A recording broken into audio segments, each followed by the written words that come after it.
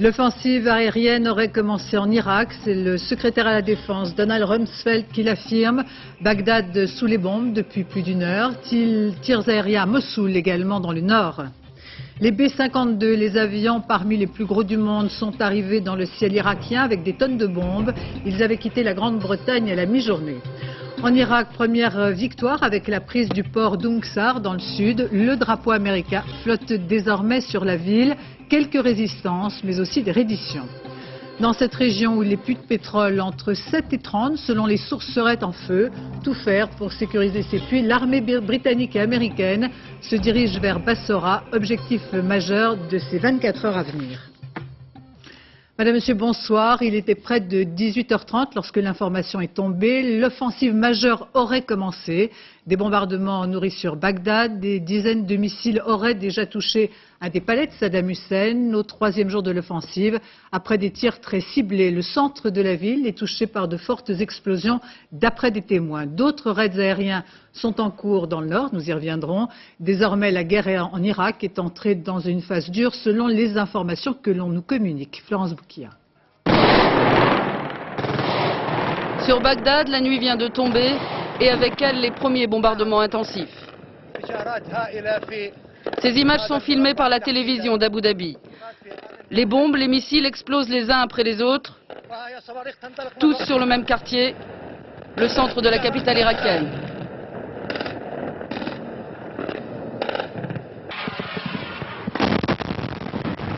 Des colonnes de fumée s'élèvent au-dessus des sites pulvérisés. Les bombardements ne cessent pas. Au moins 5 bombes et missiles ont touché le palais de la République, le principal palais de Saddam Hussein. Aujourd'hui, c'est le jour A comme aérien d'après les militaires américains. Le jour A destiné à infliger choc et stupeur au régime irakien. Peu avant le début des raids, l'alerte a été donnée dans la capitale irakienne. La DCA est entrée en action. Une riposte dérisoire, vu l'ampleur de l'attaque. Sous un déluge de bombes, Bagdad brûle. Et en direct de Bagdad, nous vous retrouvons, Alain Chalvron. Nous arrivons à vous voir malgré les bombardements en cours. Que pouvez-vous entendre et voir à l'endroit où vous vous trouvez ? Oh, écoutez, on a beaucoup entendu et beaucoup vu. Et effectivement, jusqu'à présent, on avait droit, disons, à des frappes chirurgicales. Cette fois-ci, c'est un bombardement massif et ciblé. Massif parce qu'il y a eu certainement des dizaines de bombes qui sont tombées sur la ville. On voit maintenant des volutes de fumée un peu partout dans Bagdad, du nord au sud, de l'est à l'ouest. C'est surtout la rive sud qui a été touchée. Alors, bombardement massif, mais aussi ciblé parce que visiblement l'aviation américaine a bien choisi ses cibles et en particulier juste en face de notre hôtel, mais juste en face de l'autre côté du fleuve, c'est-à-dire à peut-être 200 mètres à vol d'oiseau, se situait le palais présidentiel principal de Bagdad. Vous savez que Saddam Hussein a beaucoup de palais présidentiels et on lui en prête 8 rien que pour la capitale, mais celui-ci est ce qu'on appelle la présidence. C'est là qu'il réside normalement et c'est là aussi que travaillent les services de la présidence. Et là nous avons vu un chapelet de bombes s'abattre sur ce site, très ciblé sur les bâtiments, et alors tout ça est à peu près en feu. D'autres ministères qui sont à côté du palais présidentiel ont également été touchés. Bref, c'est tout le cœur administratif de Bagdad qui a ce soir été touché. Alors c'est un bombardement donc massif et ciblé, mais qui n'a pas duré très longtemps, du moins pour le moment. Ça a dû durer à peu près une quarantaine de minutes. Ça a été d'une violence inouïe et avec un effet de souffle, des bombes des lueurs de feu qui s'élevaient à l'équivalent de 20 étages, si vous voulez, vraiment quelque chose de terrifiant. Alain, est-ce que la ville est plongée désormais dans l'obscurité ? Pardon Béatrice, je ne vous ai pas entendu. Est-ce que la ville est plongée dans l'obscurité, ce qui n'était pas le cas des derniers jours ? Écoutez, ça fait partie du palais présidentiel. Je ne pourrais pas vous dire précisément qu'est-ce qu'il y avait. Vous savez, le palais présidentiel, c'est un endroit où on ne rentre pas. On ne sait pas précisément ce qu'il y a dans tel ou tel immeuble de ce palais. Il y a beaucoup de maisons. C'est un complexe en réalité.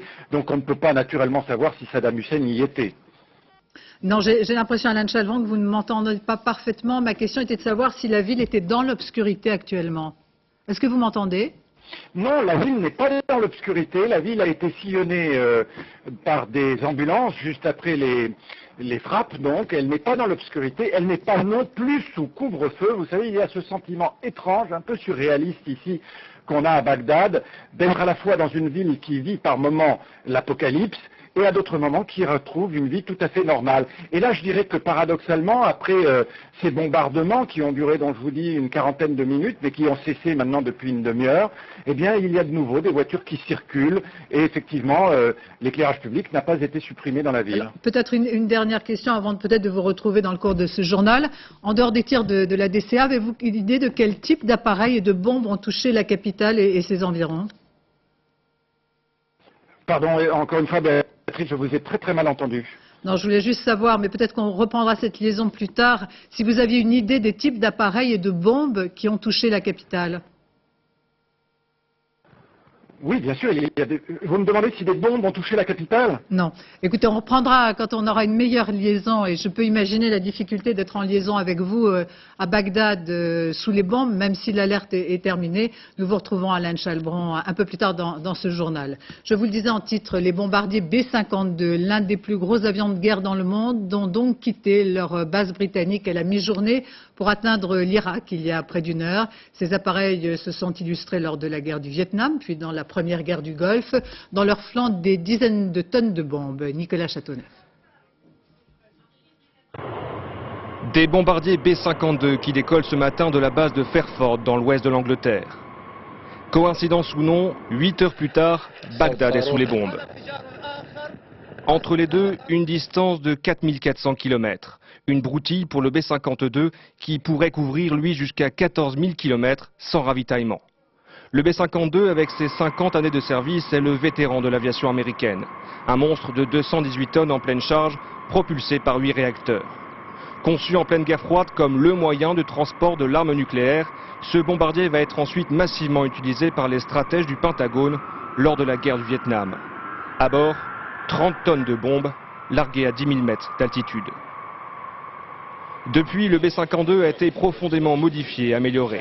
C'est aujourd'hui le seul avion américain capable de larguer des missiles de croisière de type Tomahawk, par exemple.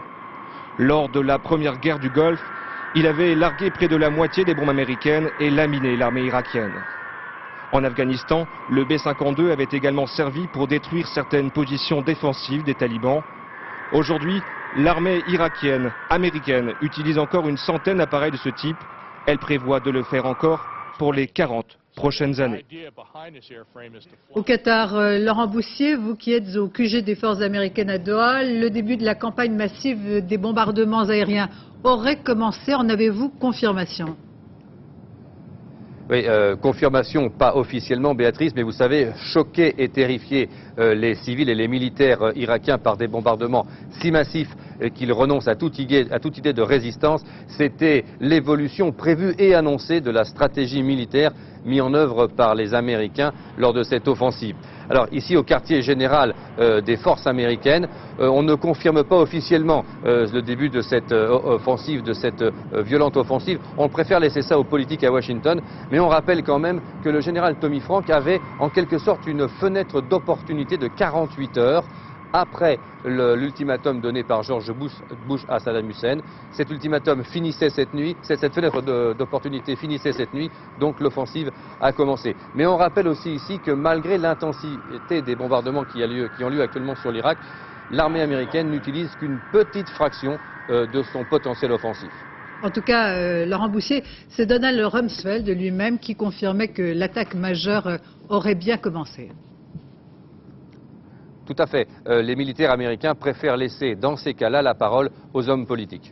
Merci Laurent. Nous partons maintenant pour le nord de l'Irak où l'on a appris que des raids aériens avaient également lieu ce soir sur la ville de Mossoul.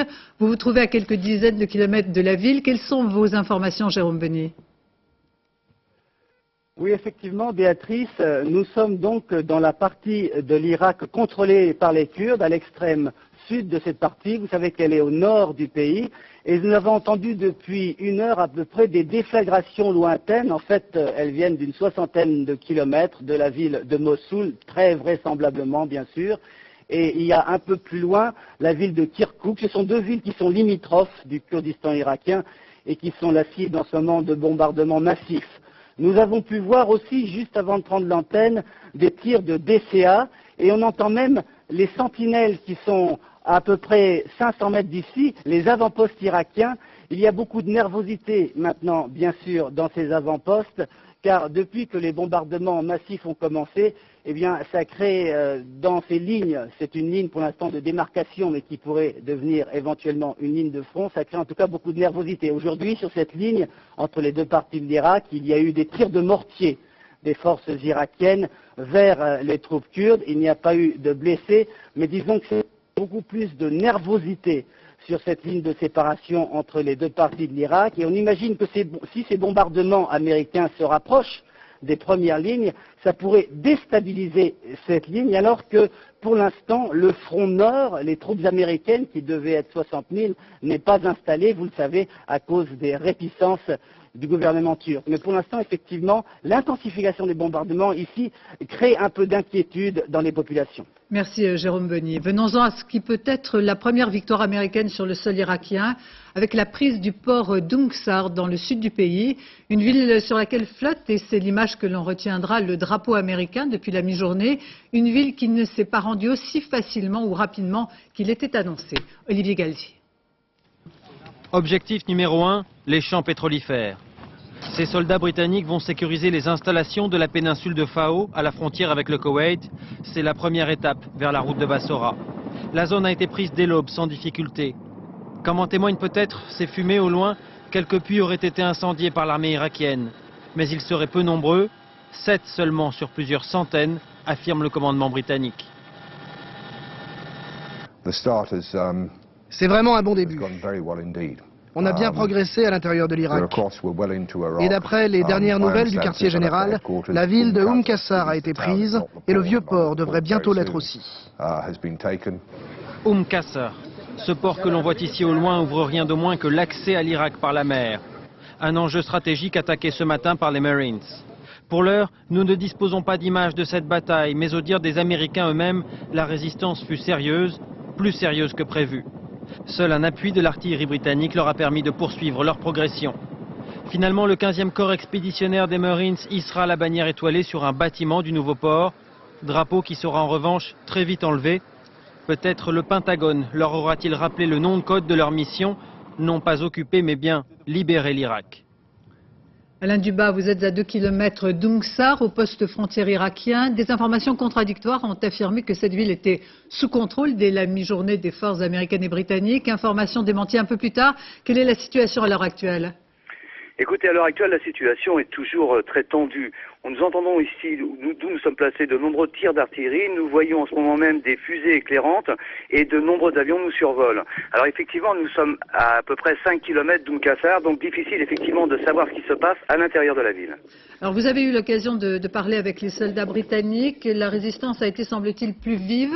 Quel est le moral des troupes ? Ces troupes sont-elles inquiètes ?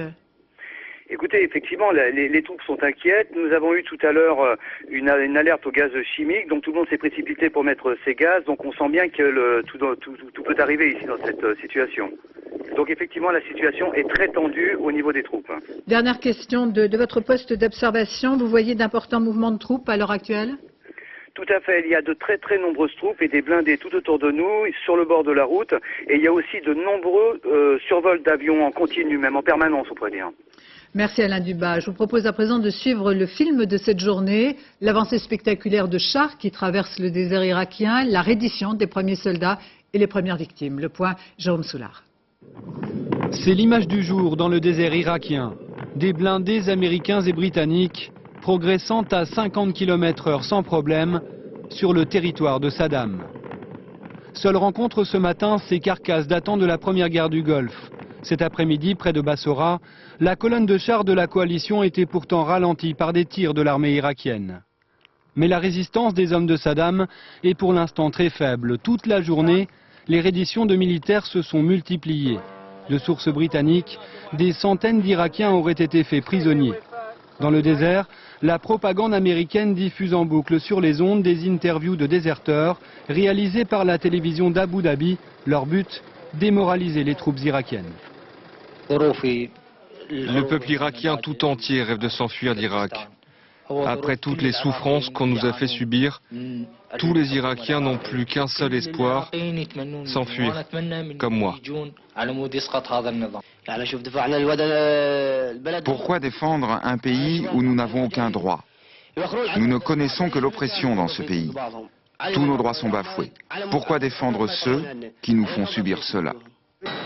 Dans le désert irakien aujourd'hui, 2 GI américains ont été tués au combat. Quelques heures plus tôt, 8 Marines britanniques et 4 Américains trouvaient la mort dans un accident d'hélicoptère, un transporteur de troupes comme celui-là. Pas de bilan officiel côté irakien, mais ces images montrant des soldats de l'armée régulière, présentés comme des volontaires, ils partiraient vers le sud pour tenter de contenir l'offensive américaine et britannique. Je vous propose de nous arrêter un instant à la stratégie militaire que semble utiliser l'état-major américain et britannique dans le sud de l'Irak. Des dizaines de milliers de soldats d'infanterie et de marines font mouvement dans cette région qui est à la fois l'un des poumons pétroliers de l'Irak, mais aussi le passage obligé vers Bagdad, sans compter le port d'Umqsar qui permet l'approvisionnement des bateaux. Bernard Lebrun. Stop control, dit le panneau en arabe, mais plus personne ne s'arrête. 20h15 à Paris, 22h15 au Koweït, le premier convoi militaire américain de transport logistique, y compris de munitions et avec ambulance, traverse la frontière koweïto-irakienne. Très précisément à la pointe la plus orientale de l'Irak, à 500 km de la capitale, près du port d'Umqassar. Juste sur la frontière, port en eau profonde, Umqassar accueillait les cargos du programme pétrole contre nourriture. Il constitue désormais une tête de pont idéale. En 24 heures, la progression terrestre des forces anglo-américaines a été très rapide. Elles contrôlent désormais toute la rive irakienne du golfe Persique et sont ce soir aux portes de Bassora, objectif stratégique s'il en est, avec les champs pétroliers de Roumeila. Bassora, capitale du sud de l'Irak à majorité chiite, une ville de 2 millions d'habitants au bord du Tigre, qui serait défendue par une garnison de 4 à 6 000 soldats irakiens. Les conditions de sa chute sont un test important avant Bagdad. Et selon les dernières informations militaires britanniques, les installations pétrolières auraient finalement peu souffert, seuls 7 puits seraient en flammes au lieu des 30 annoncés ce matin. C'est cet homme qui l'affirme, l'amiral Boyce, chef d'état-major britannique. Près de lui, la carte des mouvements de troupes avec un autre objectif, An-Nasiriyah. Dès cet après-midi, un important convoi américain a parcouru les 150 km qui séparent la frontière de An-Nasiriyah sur l'Euphrate, où la colonne se serait heurtée à des tirs irakiens. Et de se dessiner la stratégie d'une offensive terrestre visant à encercler la capitale irakienne. D'autres informations non confirmées font état de la prise de 2 aéroports à l'ouest de Bagdad par les forces spéciales. Point d'acheminement possible de nouvelles troupes qui pourraient se déployer au lendemain de cette vague de frappes aériennes. Et parmi les unités essentielles sur le terrain, les forces spéciales qui sont entrées en Irak bien avant le début des hostilités pour y préparer le terrain. Yann Franti. Ils vont là où la poudre parle. Leur arme, la discrétion. Ils n'aiment d'ailleurs pas être filmés ni être reconnus. Ce sont des spécialistes des opérations clandestines, comme ici lors du siège de la forteresse de Mazar-e-Sharif en Afghanistan.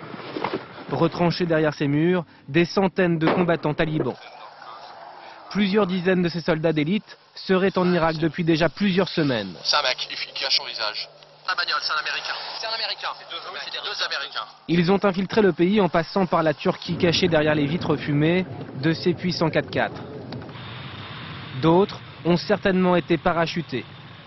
Ce sont des éclaireurs. Leur mission, préparer le terrain, le sécuriser avant l'arrivée des troupes conventionnelles et guider les attaques aériennes. Ils sont américains, britanniques ou encore australiens. Leur deuxième mission est de protéger les champs pétrolifères susceptibles d'être enflammés par les Irakiens. Enfin, certains d'entre eux sont chargés de trouver Saddam Hussein et ses principaux lieutenants et de le capturer, mort ou vivant.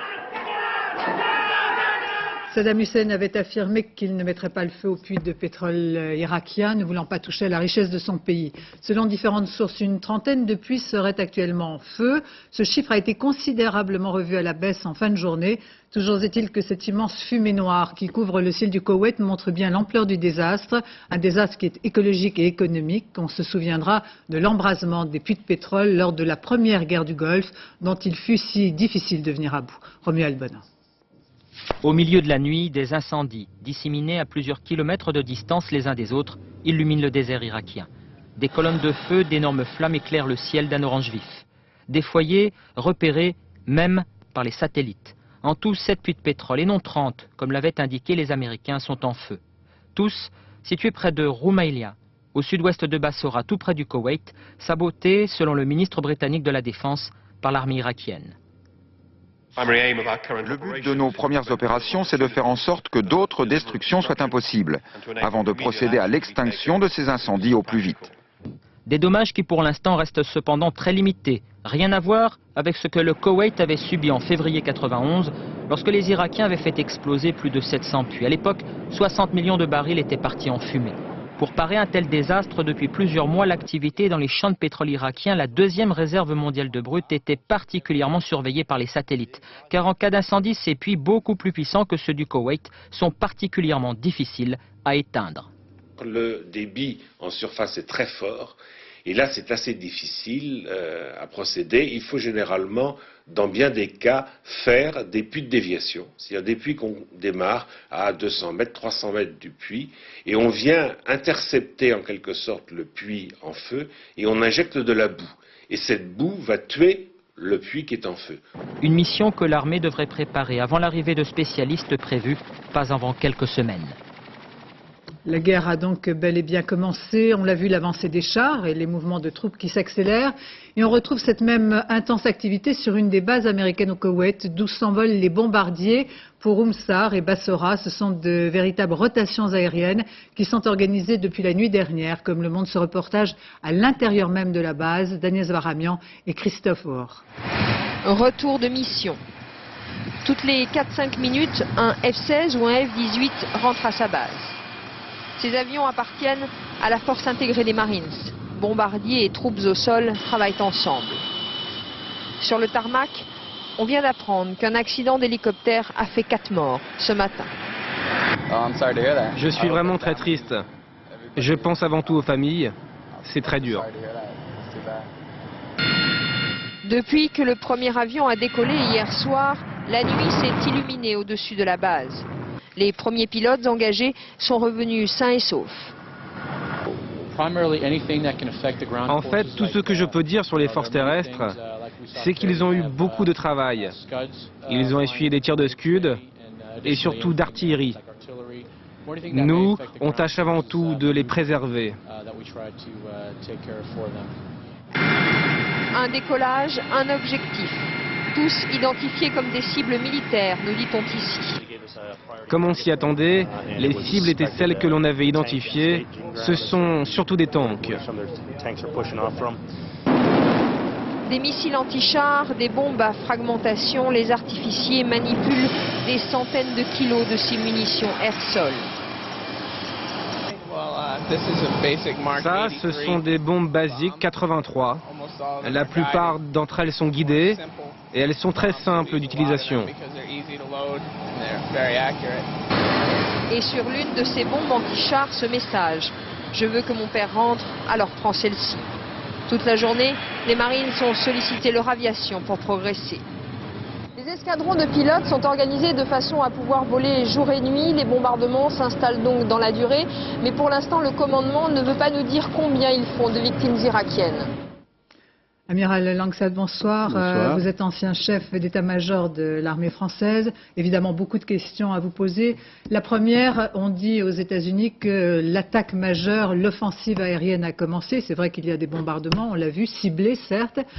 Pensez-vous qu'il s'agit d'infos ou d'intox? Je crois qu'il y a certainement une gradation importante dans l'offensive américaine, au fur et à mesure d'ailleurs que les forces vont se rapprocher de Bagdad. Mais en même temps, il y a une extraordinaire guerre psychologique qui est menée. Donc il faut faire extrêmement attention. Il y a une sorte d'intoxication qui est destiné à détruire le moral des troupes irakiennes. Ça veut bien dire qu'on est toujours dans une guerre évolutive et qu'on n'est pas passé à cette nouvelle stratégie, ce tapis de bombe que nous promettaient les Américains depuis de nombreux jours. Mais on y est et on y sera jusqu'au bout. C'est-à-dire qu'on utilisera l'aviation autant que nécessaire pour permettre la progression des troupes et faire en sorte que le régime s'effondre. Oui, mais on note bien que pour l'instant, il s'agit de cibles, d'endroits extrêmement ciblés, de bâtiments, de palais de Saddam Hussein, et certainement pas d'endroits où vit la population. Ce sera certainement le cas comme ça jusqu'au bout, sauf que les avions lourds, les plus lourds, les B-52, pourraient être utilisés et seront utilisés s'il y a des concentrations de troupes terrestres là où il n'y a pas de population. Alors précisément, ils ont quitté leur base britannique dès la mi-journée. Ils sont actuellement dans le sol irakien. À votre avis, pour quelle mission ? Eh bien, je crois qu'il y a deux missions. Il y a une première mission qui est effectivement de détruire des cibles très précisément à Bagdad et dans les villes. Je ne suis pas sûr que ça ait un effet considérable parce que ces cibles ont été vidées de leurs occupants et de leur matériel.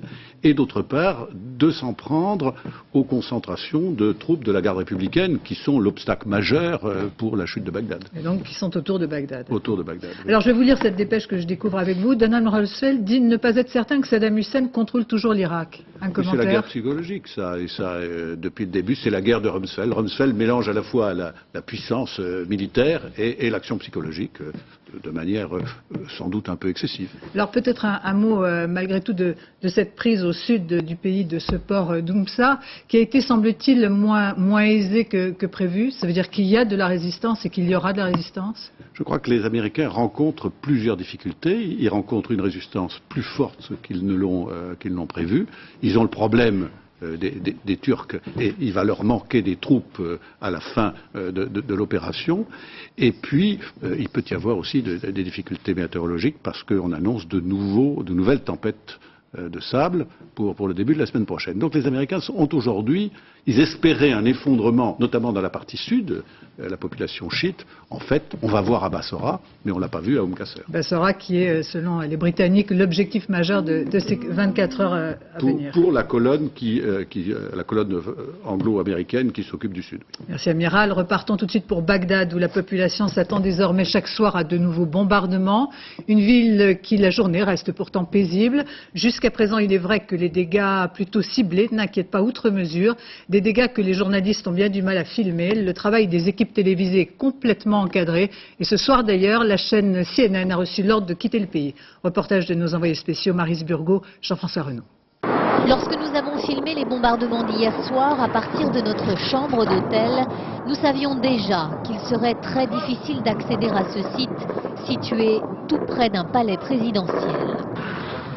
Ce matin pourtant, petit espoir, les autorités irakiennes promettent que ce bus emmène la presse vers les bâtiments touchés.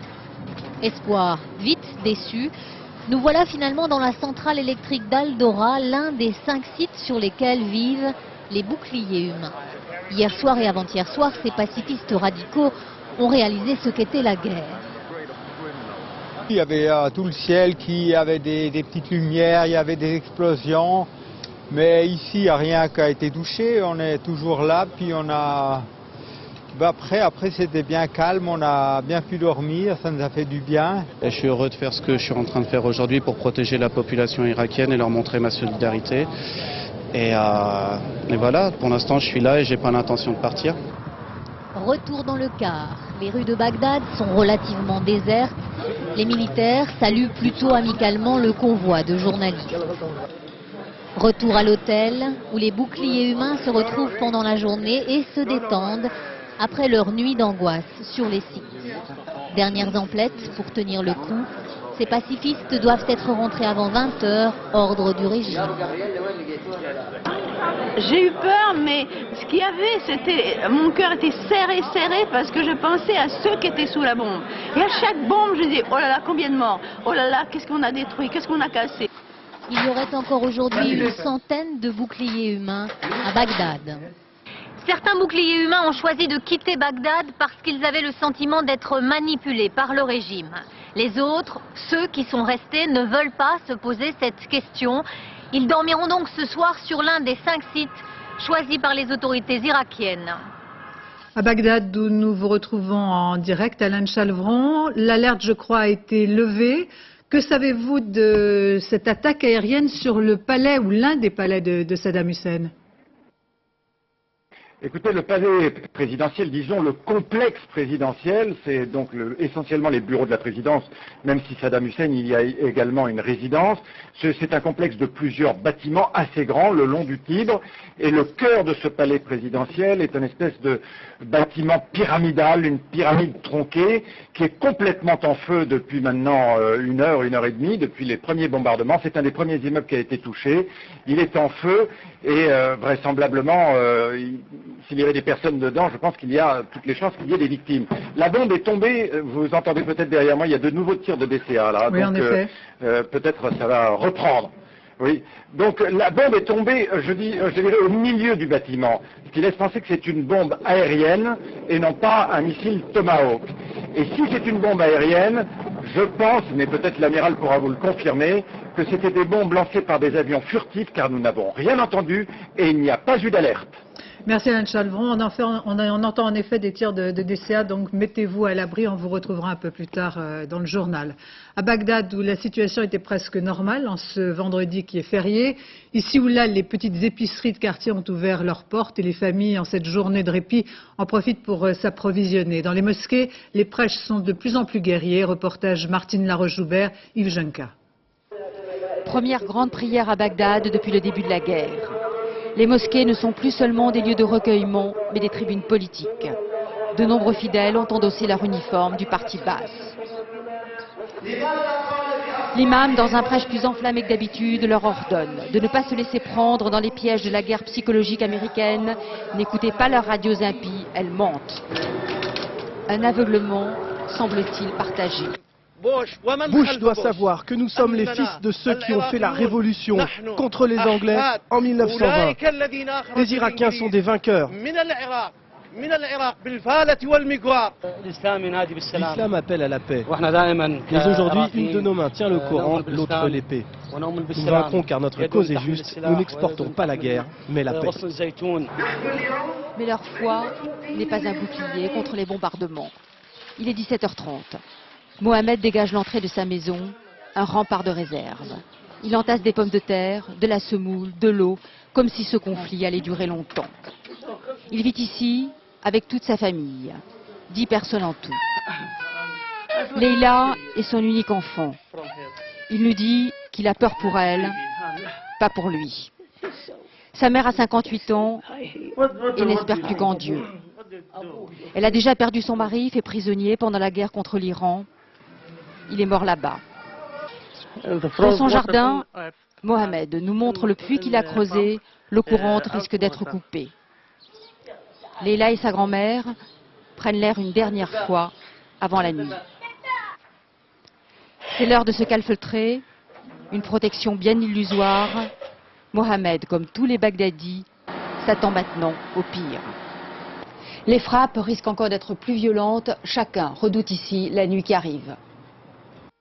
Saddam Hussein est apparu aujourd'hui à la télévision. Il y reçoit son fils cadet Koussaï et son ministre de la Défense. Une image en fait dont on ignore et l'authenticité et la date à laquelle elle a été filmée. Saddam Hussein, dont la CIA aurait authentifié la voix lors de sa première intervention, suivie de multiples rumeurs. Le point avec Étienne Lénart. Lorsque les premiers missiles tombent sur Bagdad il y a 48 heures, les Américains espèrent d'une certaine manière être en train de gagner la guerre avant même de l'avoir commencée. Certains médias américains n'hésitent pas aujourd'hui à affirmer que Saddam Hussein a été blessé, même si on l'a vu s'exprimer à la télévision irakienne. Les responsables de l'administration américaine, ministre de la Défense en tête, demandent du temps. Nous avions ce que je qualifierais d'excellentes informations sur le fait qu'il s'agissait bien de la propriété d'un haut dirigeant du régime irakien. Et nous ne savons pas encore quel est le bilan de cette opération. Et chacun de se confondre en spéculation sur le ou les sosies du président irakien. Même si les services du contre-espionnage américain confirmaient ce matin que le Saddam Hussein de la déclaration était d'après eux le vrai Saddam, les anciens de la CIA s'interrogeaient à n'en plus finir. Soit il s'agit du vrai Saddam, mais avec les traits tirés et le visage bouffi pour n'avoir pas assez dormi, soit il s'agit d'un sosie. Saddam Hussein qui depuis des années est passé maître dans l'art de brouiller les pistes et de ne diffuser de lui que des images avantageuses fait donc planer un certain suspense, ce qui dans la guerre de communication engagée n'empêche pas de son côté la Maison-Blanche d'affirmer ce soir que la direction du régime irakien donne des signes de débandade. Aux États-Unis, où George Bush s'est exprimé il y a quelques heures devant la presse, pour le président américain, il y a de vrais signes positifs sur le terrain des opérations. Nous écoutons George Bush. Le secrétaire d'État à la Défense m'a annoncé que nous progressions.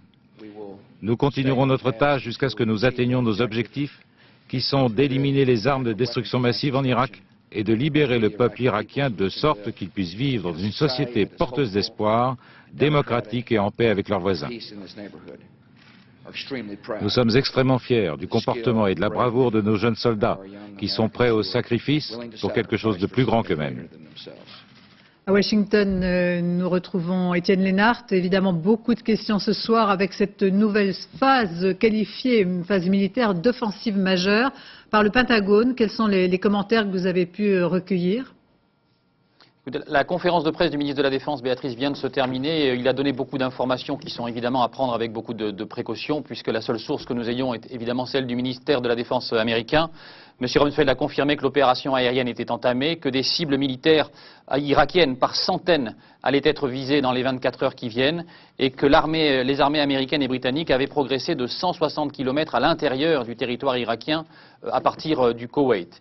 Il y avait un décalage assez incroyable entre ces images de déluge de feu que nous voyons à Bagdad sur les télévisions américaines comme sur la télévision française, entre ces images donc et entre les propos d'introduction à cette conférence de presse de Donald Rumsfeld. Il a parlé d'une guerre juste, il a parlé d'une guerre pour libérer le peuple irakien, il a parlé d'une guerre pour protéger le peuple américain, un petit peu comme s'il voulait anticiper ou précéder les critiques que pourraient soulever ces images de destruction demain matin lorsque le jour sera levé à Bagdad. M. Rumsfeld qui a redit également, en réponse à des comparaisons qui étaient faites par les journalistes américains sur ces bombardements ce soir et les bombardements de la Deuxième Guerre mondiale, qui a redit que les armes d'aujourd'hui étaient beaucoup plus précises, sous-entendu par M. Rumsfeld, j'espère qu'elles ne feront pas de victimes civiles. Merci Étienne Lénart. Partons à présent pour le nord de l'Irak, à la frontière du Kurdistan. Nos envoyés spéciaux Vincent Nguyen et Gilles Jacquier ont pu observer le mouvement des troupes irakiennes qui tentent de truffer de mines la frontière entre la zone autonome kurde et l'Irak de Saddam Hussein. Ce matin, les soldats irakiens sont descendus de la colline qui domine Kalak pendant une demi-heure.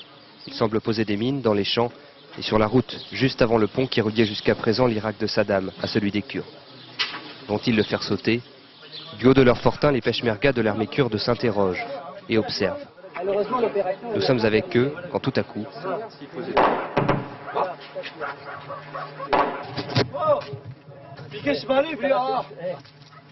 Allô Paris. Oui, est-ce qu'on pourrait se connecter? On ne peut pas garder l'antenne là parce qu'on est sur un avant-poste des peshmergas. Les tirs viennent de là-haut. Quelques autres retentissent avant qu'un pick-up orné d'un drapeau irakien apparaisse, diffusant avec des haut-parleurs un hymne à la gloire de Saddam.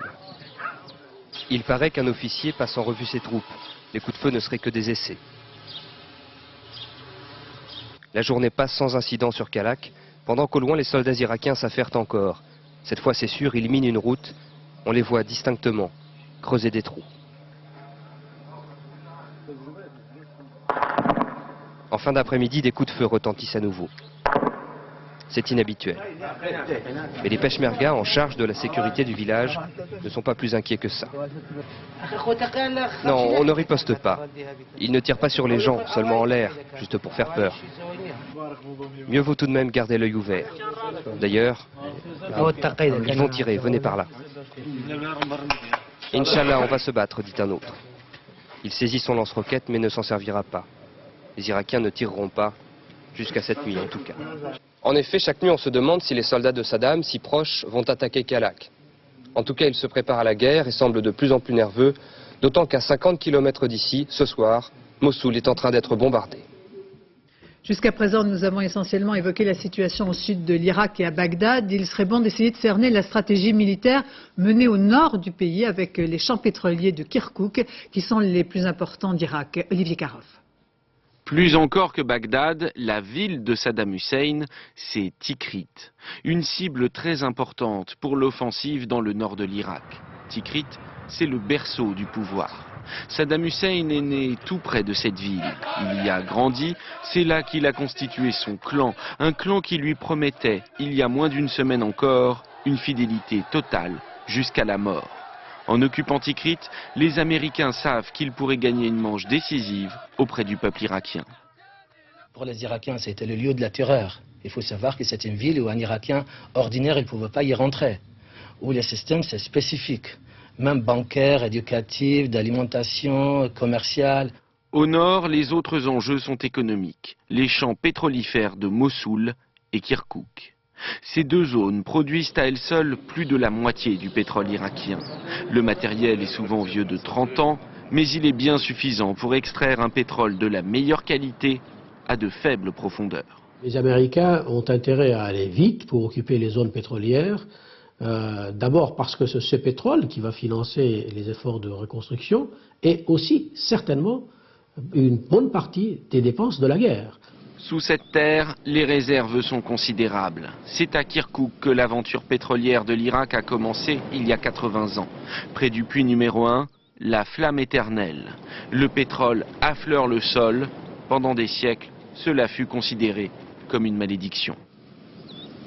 La frontière entre la Jordanie et l'Irak est toujours officiellement ouverte, même si la zone entière a été déclarée zone militaire. On sait à coup sûr que des forces spéciales opèrent à partir du territoire jordanien, mais ils sont rares à se risquer encore sur la route qui mène à Bagdad. Reportage de nos envoyés spéciaux Bertrand Coq et Emmanuel Beck. En temps normal, des dizaines de camions stationnent ici, attendant de franchir la frontière. Plus de 2000 véhicules transitent tous les jours par Karameh, le point de passage entre la Jordanie et l'Irak. Mais depuis 2 jours, l'endroit est désert et toute la zone de la frontière est passée sous le contrôle de l'armée. Il est presque midi lorsqu'une voiture se présente, la première depuis le matin. Le chauffeur, un Irakien, dit qu'il rentre chez lui pour se battre, qu'il est prêt à mourir pour son pays et qu'il en va de même pour toute sa famille. Dans la nuit de mercredi à jeudi, plusieurs véhicules ont été la cible d'hélicoptères américains sur la route de Bagdad. Un chauffeur est mort sur une aire d'autoroute. Depuis, les candidats au voyage sont rares.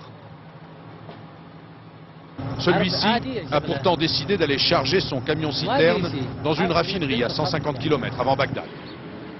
Depuis hier, des cars patientaient sur la frontière, prêts à recueillir d'éventuels réfugiés. Mais l'exode n'a pas eu lieu et les bus rentraient ce soir sur Amman à vide. C'est aussi à partir de cette zone frontière que des forces spéciales américaines opèrent en territoire irakien. La nuit, parfois, on entend passer des hélicoptères. Ces dernières heures, elles se seraient ainsi emparées d'une ancienne station de pompage équipée d'une piste d'atterrissage à 150 km à l'intérieur de l'Irak. Monsieur Servan, bonsoir. Avec l'amiral Langsad, j'ai évidemment encore beaucoup de questions à vous poser. D'abord, vous avez regardé avec moi ces reportages. Certains ont attiré particulièrement votre attention. Par exemple, Bagdad, la ville est toujours éclairée. Qu'est-ce que ça appelle comme commentaire de votre part? Je pense que c'est un élément de preuve qui montre bien qu'on est toujours dans la même stratégie, qui est une stratégie très maîtrisée, très graduée. C'est pas du tout le tapis de bombe qu'on annonce à chaque fois, même si vous avez une sorte de double jeu. Une intensification de frappe sur des bâtiments qui sont vides, mais ce sont des bâtiments administratifs, politiques, qui ont une force symbolique extrêmement marquée, et en même temps un discours de l'administration américaine annonçant pour dans 24 heures la guerre des guerres, le déferlement. Donc on est bien là dans une approche psychologique et dans ce que j'appellerais le pari américain, qui est un pari cohérent, un pari solide, un pari raisonné, mais un pari risqué. Ce pari, c'est quoi? C'est de dire, par des frappes ciblées, par des opérations terrestres mesurées, avec une tentative de prise de ville symbolique ou de reddition, plus toute l'action psychologique qui s'est déroulée lors de ces dernières semaines, parce que ça n'a pas commencé hier, ça a commencé depuis plusieurs semaines pour essayer de casser le moral des soldats, le régime va tomber de lui-même et nous n'aurons pas ce problème de voir à la télévision des cadavres, une guerre sale. Donc les Américains sont toujours dans ce pari. Et pour arriver à montrer les images et impacter l'imagination, il faut que le courant électrique fonctionne à Bagdad. Et donc je peux vous dire que tant qu'il y a du courant électrique à Bagdad, nous ne sommes pas du tout dans une guerre définitive, massive. Et on n'aura pas non plus, comme l'a dit Alain Chalvron tout à l'heure, 40 minutes de frappe. vous aurez des successions de raids aériens. Mais des raids ciblés en tout cas pour l'instant. Pour l'instant, c'est ciblé. Alors, autre question, rapide. Vient de se terminer, notre correspondant aux États-Unis, Étienne Lénart, nous disait, la conférence de presse de Donald Rumsfeld qui, lui, annonce cette offensive majeure. Là aussi, vous dites qu'on est dans de la surenchère et presque de la désinformation. Ou en tout cas, toujours dans cette phase d'approche psychologique, dont vous voyez des symboles très, très fins, je dirais, qui montrent que c'est une affaire très maîtrisée. Vous avez vu tout à l'heure un drapeau américain être monté sur la capitainerie en substitution du drapeau irakien. Et en entendant le commentaire, ce drapeau américain a été amené quelques heures après. Pourquoi ? Parce que ça veut dire que donc, toutes ces affaires psychologiques sont très suivies, c'est une guerre de libération. Donc les libérateurs n'écrasent pas, ne détruisent pas, ne massacrent pas la population et viennent libérer. Donc c'est ce pari qui est en train de se mener. Si dans les jours qui viennent, il n'est pas remporté, les Américains vont avoir un double problème, un problème militaire qui prouvera que le système irakien finalement résiste, se défend, et un problème de nature psychologique, car quand vous avez chargé la barque d'un côté sur la psychologie et que ça n'a pas débouché, vous avez un retour de bâton. Alors, Amiral Langsad, j'ai envie de vous dire qu'on a le sentiment d'avoir des doubles communiqués. D'un côté, des communiqués très positifs. On a le sentiment qu'en effet, les choses se passent au mieux. L'avancée, comme ces chars, par exemple, que l'on voit traverser le désert irakien, presque comme sur le Paris-Dakar. De l'autre côté, de nombreuses mises en garde sur la guerre sera longue. Et si la guerre est longue, ça veut dire que la guerre va être sale, forcément. À partir du moment où on va se battre dans les villes, si on doit se battre dans les villes, la guerre sera sale, inévitablement. Et c'est là tout le problème des Américains. Parce que Saddam Hussein a clairement pris comme stratégie, c'est ce qu'il a appris dans la guerre du Golfe, pris comme stratégie de ne défendre que les villes. On pensait qu'il ne défendrait que Bagdad. En fait, on s'aperçoit qu'il a défendu d'autres villes. Donc, au troisième jour de l'offensive, vous diriez qu'il y a déjà des revers pour l'armée américaine, contrairement à ce que l'on peut voir. Je ne dirais pas des revers, mais je dirais qu'il y a plus de difficultés qu'il ne le pensait. Et en particulier, on n'a pas vu, et on va peut-être voir à Bassora, mais les Américains accueillis comme des libérateurs. Alors, ça nous verrons, bien sûr, des nouvelles qui nous arrivent sur, par exemple, l'ouverture de l'espace aérien turc. Il y a eu de très grosses difficultés, mais apparemment, c'est chose faite selon cette dépêche qui nous parvient à la seconde. Ça, c'est une bonne nouvelle pour les Américains. C'est une bonne nouvelle pour les Américains, mais la mauvaise nouvelle, c'est que tout de même, qui se poursuit, c'est qu'ils ne peuvent pas faire passer des troupes importantes. Et donc, ils ont quelques 60 000 hommes qui attendent de pouvoir entrer dans le front nord et créer un front nord. Et ils auront besoin de ces troupes s'il doit y avoir un siège de Bagdad. Parce que vous pensez qu'il n'y aura pas de siège de Bagdad? Que Bagdad pourrait se rendre? C'est-à-dire que si le pari qui a été évoqué tout à l'heure ne se réalise pas, eh bien, il faudra bien faire une guerre de Bagdad, et à ce moment-là, les troupes qui devaient arriver par la Turquie manqueront. Donc, si je vous comprends bien tous les deux, on a l'impression qu'on est dans une course contre la montre, pour l'instant. Tout à fait, exactement. Pour une guerre de libération, avant de passer à la guerre, voilà. La guerre tout court, avec ses victimes. Voilà, c'est une façon de voir les choses, c'est une façon de présenter les choses qui me paraît assez juste, oui. Merci, vous restez avec nous et nous poursuivons évidemment nos reportages en Jordanie, en ce vendredi de prière. Violente manifestation dans les rues d'Amman et dans les mosquées, l'appel des djihad, comme le montre ce reportage de Loïc Delamornay et Jean-Yves Serin.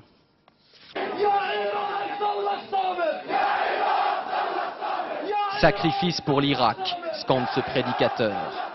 Réunis dans un stade, les habitants du quartier de Wahdat reprennent en chœur. Cet homme est le porte-parole de la branche politique des Frères musulmans, une organisation islamiste bien implantée dans ce quartier palestinien d'Amman. Aujourd'hui, son appel au djihad est limpide. Il demande aux jeunes gens de l'Assemblée de traverser la frontière pour aller se battre aux côtés de leurs frères irakiens. Un peu plus tôt, les hommes s'étaient rendus à la mosquée pour la grande prière du vendredi. Dans son prêche, l'imam évoque la guerre en disant « C'est un conflit avec l'islam tout entier, pas seulement avec l'Irak ». À la sortie de la mosquée, l'atmosphère est calme, mais tendue. Notre caméra rend les hommes nerveux. De rumeurs en chuchotement, ils apprennent que nous sommes français, l'ambiance se détend, mais il aurait été très difficile pour nous de travailler si nous avions été journalistes américains. Dans ce quartier, la police jordanienne a arrêté plusieurs activistes islamistes présumés. Le gouvernement tente de limiter la contestation car il sait ce que lui a déjà coûté son opposition aux Américains lors de la première guerre du Golfe. Mais calmer les esprits ne lui sera pas facile dans un pays majoritairement peuplé de Palestiniens et qui associe immanquablement les États-Unis à Israël. En Égypte maintenant, nouveaux affrontements au Caire. Les canons à eau ont tenté de déloger les manifestants, la plupart des jeunes qui scandent des slogans anti-américains et s'en prennent en même temps au régime de Moubarak. Mathias Silian.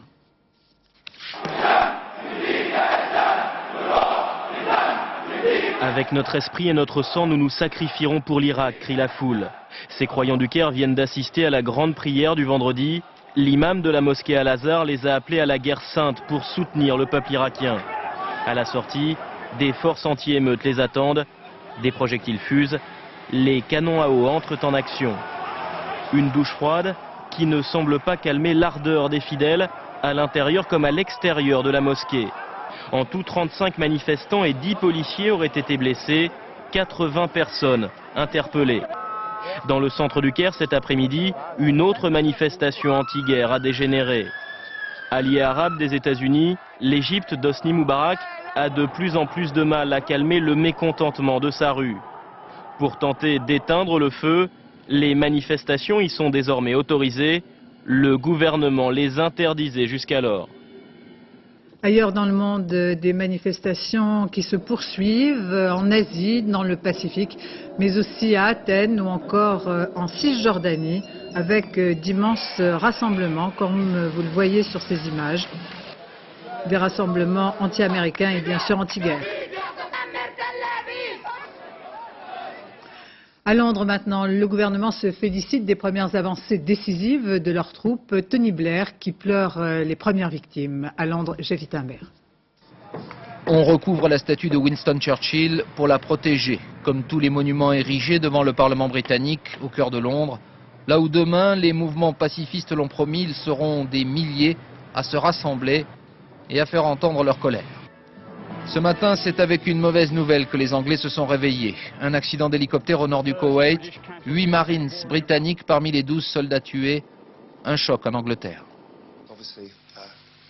C'est un accident grave. Et aujourd'hui, toutes nos pensées vont aux familles des victimes. Pas de quoi en tout cas rendre cette guerre plus populaire auprès d'une opinion qui reste toujours très divisée sur la question. Celui qui l'a reconnu hier soir, c'est Tony Blair lui-même, dans un discours à ses compatriotes, où il leur a demandé de serrer les rangs derrière leurs soldats. Si la presse britannique a été globalement convaincue, ceux qui, dans les rangs du propre parti de Tony Blair, ont voté contre la guerre, eux, n'ont pas changé d'avis. Il n'y a pas de problème pour soutenir nos troupes. Tout le monde les soutient. Nous prions pour qu'il n'y ait pas trop de morts et de blessés. Mais surtout, je veux qu'on n'oublie pas qui les a mis dans cette situation de danger. Pour bien montrer que Londres n'est pas un simple auxiliaire de Washington et pèse aussi sur les événements, le ministre de la Défense et le chef d'état-major britannique ont tenu aujourd'hui un premier point de presse. Demain, il y aura des manifestations un peu partout en Grande-Bretagne, notamment près de la base de Fairford, dans l'ouest du pays. C'est de là que partent les B-52 en direction de l'Irak. Ceux qui manifesteront n'ont toujours pas compris pourquoi leur pays s'était engagé dans cette guerre. Et à Bruxelles, au sommet européen, Tony Blair et Jacques Chirac se sont vus en aparté, brièvement certes. Jacques Chirac qui se déclare contre toute administration de l'Irak par les États-Unis. L'après-Irak a déjà commencé. Sur place, Christian Marimono. Le Premier ministre britannique a quitté le sommet précipitamment en raison de ses engagements militaires en Irak. Également absent la photo de famille, le chancelier allemand Gerhard Schröder. L'image d'une famille profondément divisée par la guerre en Irak. Elle a opposé durant tout ce sommet les partisans de la paix menés par la France et les alliés des Américains, c'est-à-dire les Britanniques et les Espagnols. Même si dans la matinée, le Premier ministre Tony Blair s'est voulu apaisant. Les divergences existent entre la France et nous. Le plus important, c'est une forte volonté pour que l'Europe joue un rôle dans la situation humanitaire en Irak. La France n'acceptera pas une nouvelle initiative britannique qui remette en cause la souveraineté irakienne. La France, par conséquent, n'acceptera pas une résolution de cette nature, celle que vous avez évoquée, c'est-à-dire une résolution tendant à légitimer l'intervention militaire et à donner aux belligérants américains et anglais les pouvoirs d'administration de l'Irak. Et le président Jacques Chirac a rappelé que les États-Unis et la Grande-Bretagne étaient sortis de la légalité internationale. Beaucoup de délégations ont refusé d'évoquer la reconstruction de l'Irak au moment où les bombes détruisent le pays. En France, la grande prière du vendredi dans les mosquées avec comme philosophie essentielle un appel à la sérénité. C'est ce que souhaitaient hier les futurs membres du Conseil qui représenteront l'islam de France. Ils ont parlé d'une seule voix. Anne-Guéry, Patrick Voix. La mosquée d'Asnières à l'heure de la grande prière du vendredi. Comme d'habitude, les fidèles y sont nombreux. Comme d'habitude, c'est l'imam qu'ils viennent écouter. Car la plupart ne connaissent pas l'existence du futur Conseil français du culte musulman. Ils ne savent donc pas que ses représentants ont lancé un appel à la modération. Mais finalement, peu importe pour les responsables de cette mosquée qui se disent confiants quant aux réactions des fidèles. De notre côté, il n'y aura pas de dérapage, il n'y aura rien du tout, j'espère. Nous, en tant que musulmans, eh oui, nous n'avons que la seule possibilité, c'est de prier. C'est de prier, de faire en sorte que la guerre ne provoque pas de désastres. Entre deux prières, répondant à l'attente de ses fidèles, l'imam a évoqué la guerre en Irak. Un prêche pour tempérer les exaspérations. Tout d'abord, un appel au calme. Il faut que la communauté garde son sang-froid pour pas qu'il y ait de débordement. L'imam, il a dit aujourd'hui, on est très heureux de Chirac, ce qu'il a fait. Monsieur Chirac. C'est pour ça qu'il ne reconnaît pas le national de la... Malgré tout, d'autres ne goûtent pas la modération. À la sortie de la mosquée, certains ne cachent pas leur crispation à l'égard des États-Unis. Des musulmans humiliés. On sent qu'on peut à personne ne bouge. À cause de Bush, ce qu'il a fait, de ne pas écouter l'ONU, tous les pays, même les petits pays, maintenant ils vont dire... Nous aussi, on va bouger, par exemple, on va attraper, par exemple, les Turcs avec l'air Kurdistan. Ils vont faire leur petit travail. Finalement, ce qui modère aujourd'hui l'amertume, c'est bien la position adoptée par la France quant à la guerre menée en Irak par les États-Unis. À Marseille maintenant, il n'y a pas de croisade légitime, ont dénoncé les dignitaires religieux de la ville. Ils s'inquiètent des risques d'intégrisme et de violence dans les différentes communautés. Il s'agit donc d'un appel des chefs d'église chrétiennes, juives, musulmanes et bouddhistes réunis autour du maire Jean-Claude Gaudin. Et dans les écoles, bien sûr, dans les cours de récréation, on ne parlait que de ça, de la guerre en Irak. Réaction à la sortie des écoles, Sébastien Leguet, Guillaume Michel. Le midi à la cantine, la directrice nous dit qu'on doit faire 1 heure de calme pour penser à tous les morts et à la guerre. On en parle un petit peu, mais les instituteurs ont dit que ça ne concerne pas, donc il ne faut pas s'inquiéter, ça ne concerne pas. Comme leur cadet, ces élèves en classe de seconde au lycée de Saint-Maur parlent peu de la guerre en classe. Sitôt l'intercours venu, ils se rattrapent. Franchement, la guerre, pour moi, c'est dans un truc comme ça, je comprends pas. Je suis désolée, c'est un recours auquel moi je... Bah ouais, mais parce que toi t'es bien installé en France, que pour toi, même si je serais là-bas, j'aurais encore plus peur, quoi. Dans le groupe, Olivier est le seul élève à soutenir la guerre. Pas facile à défendre et à argumenter. T'es contre la guerre? Bah moi, je sais pas. T'as un avis Bah si tu veux, je crois que la guerre, c'est un peu ce qui peut résoudre les choses aujourd'hui, quoi. Moi je pense pas, quoi. Jacques Chirac a dit qu'il était contre et pour nous c'est presque évident qu'on est contre, mais on sait pas vraiment pourquoi en fait. Ce qui me fait peur dans la guerre, c'est ce qui est en train de se passer en même temps, mais c'est les répercussions que ça aura une fois que, si on trouve Saddam ou pas, ce sera les représailles, s'il va y avoir des attentats, des actions. Demain, une nouvelle manifestation des lycéens contre la guerre partira à 15 h de la place de la République à Paris. Mesures de sécurité tous azimuts avec la réactivation du plan Vigipirate. 800 hommes, dont la moitié, seront affectés à Paris et la région parisienne. Or, à Sarcelles, où toutes les communautés cohabitent et où la plus grande communauté juive de France avec 12 000 personnes, il n'y a pas un seul policier ou gendarme supplémentaire. Reportage Agnès Gardet, Jean-François Chevet. Faute de présence policière, le directeur de ce collège veille lui-même à la sortie des classes. Pour seul renfort, ce vigile payé sur les deniers de la communauté juive de Sarcelles, la plus importante de France. Le plan Vigipirate n'est pas d'actualité. En tout cas, il n'est pas perceptible ici. Nous sommes inquiets, les parents sont inquiets, les parents appellent pour savoir pourquoi il n'y a pas de policiers. On leur demande de venir immédiatement à la sortie des classes recueillir leurs enfants pour ne pas que les enfants traînent devant l'école. Pourtant, le ministre de l'Intérieur l'a annoncé hier, le plan Vigipirate est renforcé. Or, ici à Sarcelles, c'est le grand désert, pas même l'ombre d'une patrouille aux abords de la grande synagogue. Les fidèles le déplorent, et quant à monsieur le maire, il est un peu nostalgique. un an, à l'époque, on avait obtenu une compagnie de CRS qui gardait l'ensemble des lieux sensibles de la ville en permanence le soir. 40 nationalités cohabitent paisiblement à Sarcelles. Pas de heurts entre les communautés, aucun acte antisémite recensé ces derniers mois. Et pour ces musulmans, la guerre en Irak n'entamera pas l'harmonie qui règne ici. Ils jurent même leur grand Dieu que Vigipirate est inutile. Même si on fait les policiers, et ça sert quoi? Ça sert encore, ça chauffer la gamelle. Et voilà. Mais donc, le temps qu'on est calme, on reste calme. Le maire n'est pas tout à fait de cet avis, lui voudrait bien voir arriver les renforts policiers.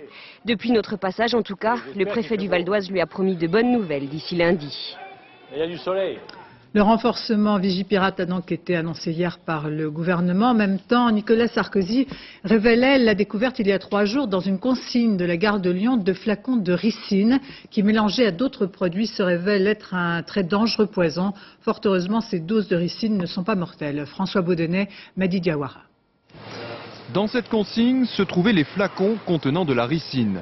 Ici, avec le plan Vigipirate, les mesures de sécurité sont renforcées et les casiers ouverts plus régulièrement. C'est cet employé qui a donné l'alerte lundi dernier, intrigué par le contenu d'un banal sac en plastique.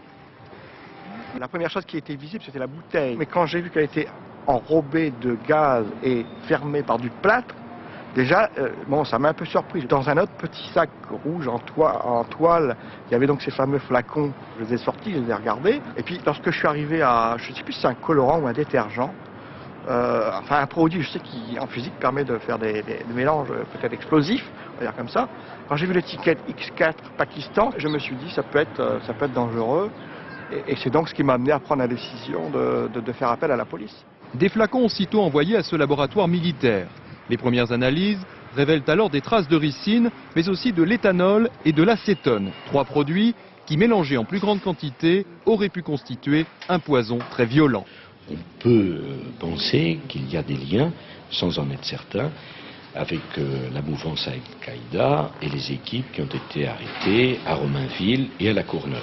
En décembre dernier, déjà, la DST avait arrêté 5 islamistes et saisi à leur domicile 2 flacons de produits chimiques. Cette fois, les enquêteurs vont s'appuyer sur les bandes de vidéosurveillance de la gare de Lyon, ainsi que sur des empreintes digitales et génétiques relevées sur la consigne. Et puis, cette saisie de cocaïne, 60 kilos de cocaïne ont été saisis à Orly d'une valeur de 6 millions d'euros. L'enquête se poursuit pour tenter d'identifier en fait ceux qui étaient à l'origine de ce trafic. Retournons tout de suite à Bagdad où apparemment les alertes ont repris et probablement les bombardements également. Alain Chalvron. Oui, écoutez Béatrice, juste en ce moment, on est dans une période de pause. Mais c'est vrai que, disons, dans les 2 dernières heures, nous avons eu 3 salves. En fait, les Américains bombardent par salve. La première salve a donc bombardé le complexe présidentiel qui est au bord du fleuve, du Tigre.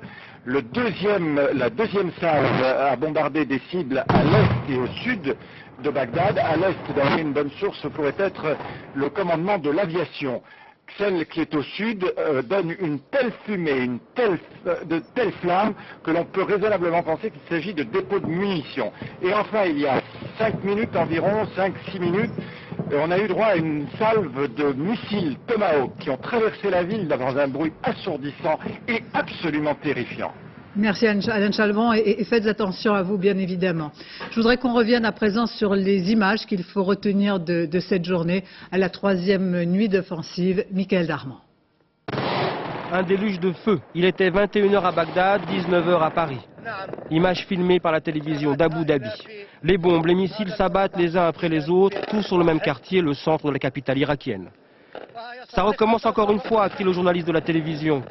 Au-dessus des sites touchés, des colonnes de fumée, le bombardement ne cesse pas. Au moins 5 bombes des missiles auraient touché le principal palais de Saddam Hussein.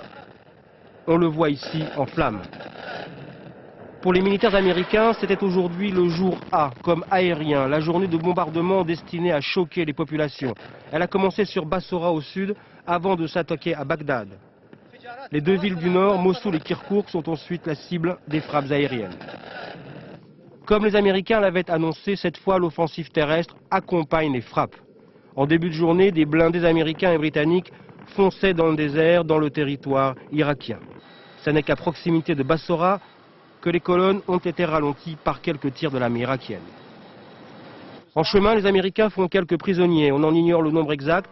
On ignore aussi le nombre exact des redditions irakiennes montrées en boucle par les télévisions américaines, ainsi que ces scènes de soldats américains en train de fraterniser avec ces Irakiens qui osent alors l'impensable pour eux il y a quelques jours, s'attaquer au portrait de Saddam Hussein. Précisément, un mot de conclusion avec mes invités. Pierre Servan, on parlait des rééditions, de ces images montrées en boucle. Oui. En réalité, il ne semble pas qu'il y ait à l'heure actuelle beaucoup de rééditions. Qu'en pensez-vous et quelle signification y apporter ? Alors même s'il faut être prudent à ce stade, c'est vrai qu'on ne voit pas pour l'instant de signes manifestes d'effondrement ou de déficience de l'armée irakienne, alors qu'on a beaucoup spéculé, notamment sur la fragilité de l'armée régulière. Alors encore une fois, il faut être très prudent, mais on peut supposer que s'il y avait eu des redditions massives, des centaines de soldats, ces images seraient déjà sur toutes les chaînes. Donc là, on sent des points de résistance, et de ce point de vue-là, dans les heures qui viennent, dans les jours qui viennent, Bassora va être un symbole. C'est une ville chiite, c'est une ville importante. Donc, qui est au sud, qui est tout près de ce port de voilà. Donc certainement que les troupes britanniques et américaines s'en approchent, et donc là, ce sera certainement un test de la capacité de résistance ou non, ou de la fragilité du dispositif de Saddam Hussein. Oui, parce que c'est en plus une ville chiite qui ne soutient pas Saddam Hussein, qui est une ville importante, et c'est peut-être pour ça que les autorités britanniques affirment ce soir que leur objectif majeur et crucial, c'est dans les 24 heures, cette ville de Bassora. Tout à fait. Il est clair que par rapport au pari américain, le pari américain dont on parlait tout à l'heure, la chute de Bassora, ou la reddition très rapide, sans dégâts et sans victimes de Bassora, serait un élément clé pour saper un peu plus le moral des autres troupes. Un dernier mot, Amiral Langsad, avec peut-être cette bataille de Bagdad qu'on annonce depuis plusieurs jours. Est-ce que le temps est compté ? On dit que les troupes seraient maintenant à 300-350 km de la capitale. Je crois que le temps est effectivement compté. Les Américains ne devraient pas rencontrer d'opposition majeure pour approcher de Bagdad, et toute la question sera de savoir s'il y aura ou non une bataille pour la prise de Bagdad. Mais je pense qu'il faut également surveiller dans les jours qui viennent ce qui se passe au Kurdistan, parce que rien n'est clair entre les Turcs et les Américains, et bien sûr avec les Kurdes eux-mêmes, et ceci pourrait être explosif. Et l'armée turque a en effet massé un certain nombre d'hommes à sa frontière. Oui, et elle est prête à entrer quoi qu'il arrive. Merci Amiral. Un tout dernier mot.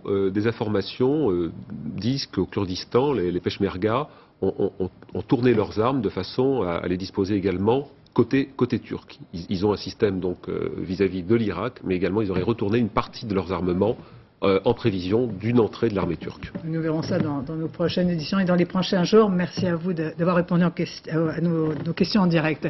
C'est la fin de ce journal. Dans un instant, la météo, Nathalie Riouet. Puis le point route, Valérie Maurice. 21h40, soirée polar avec la crime et centrale nuit. 23h40, envoyé spécial. 1h45, le dernier journal, Laurence Piquet. Quant à moi, j'aurai le plaisir de vous retrouver demain dès 13h. Je vous remercie de votre attention. Excellente fin de soirée sur France 2.